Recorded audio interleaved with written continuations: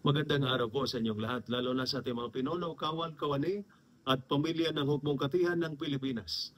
Ako po si Father Deon, isang paring Katoliko ng Military Ordinariate of the Philippines at ang Post-Catholic Chaplain ng Headquarters and Headquarters Support Group ng Philippine Army. At ito po ang salita ng Diyos, ang ating gabay.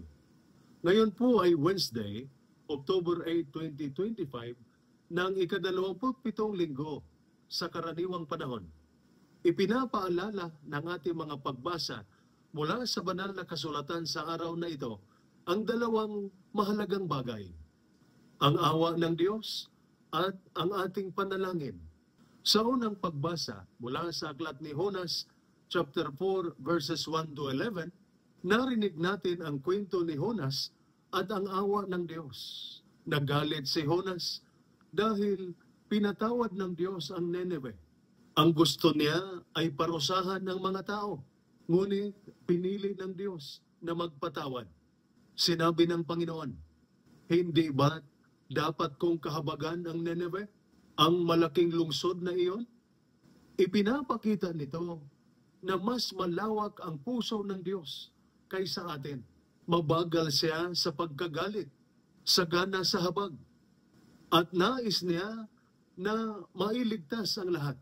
Madalas gusto natin ay mabilis na hustisya o paghihiganti ay nagpapakita ng malasakit at awa.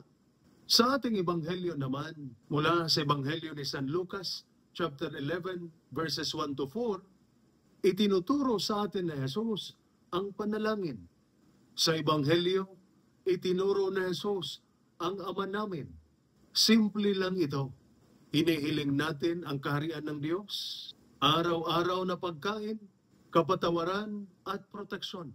Ipinapakita nito na ang tunay na panalangin ay hindi magagarang salita, kundi pagtitiwala sa Diyos bilang ating Ama. Para sa ating mga sundalo, ang awa ng Diyos ay paalala sa atin na huwag hayaang lamunin ng galit ang ating puso. Ang laban ay hindi para manira, kundi para magtanggol at magbigay ng kapayapaan. At ang panalangin ang nagbibigay lakas upang manatiling disiplinado, tapat, at matatag kahit sa gitna ng panganib. Para sa miyembro ng pamilya, ang panalangin ang inyong araw-araw na tinapay sa paghihintay. Dito kayo kumukuha ng pag-asa at lakas habang malayo ang mahal sa buhay. Ang awa ng Diyos ay katiyakan na higit pa siyang nagmamalasakit kaysa ating inaakala. Kaya si Jonas ay nagpapaalala, mas malaki ang awa ng Diyos kaysa ating galit. Si Jesus ay nagtuturo, panalangin ang naglalapit sa atin sa Ama. Kaya mamuhay tayong may awa sa puso at manalangin sa labi na may tiwala na ang Diyos ang laging kasama natin. Ito po ang salita ng Diyos, ang ating gabay. Manalangin tayo. Amang mapagmahal, pagpalain mo ang aming mga sundalo ng tapang sa laban, disiplina sa tungkulin, at awa sa kanilang puso. Ingatan mo ang kanilang mga pamilya. Yan ng kapayapaan, pagtitiis at lakas. Turuan mo kaming magtiwala sa iyo palagi, magpatawad, magtiis, at mamuhay bilang iyong mga anak sa pamamagitan ni Kristo na aming Panginoon.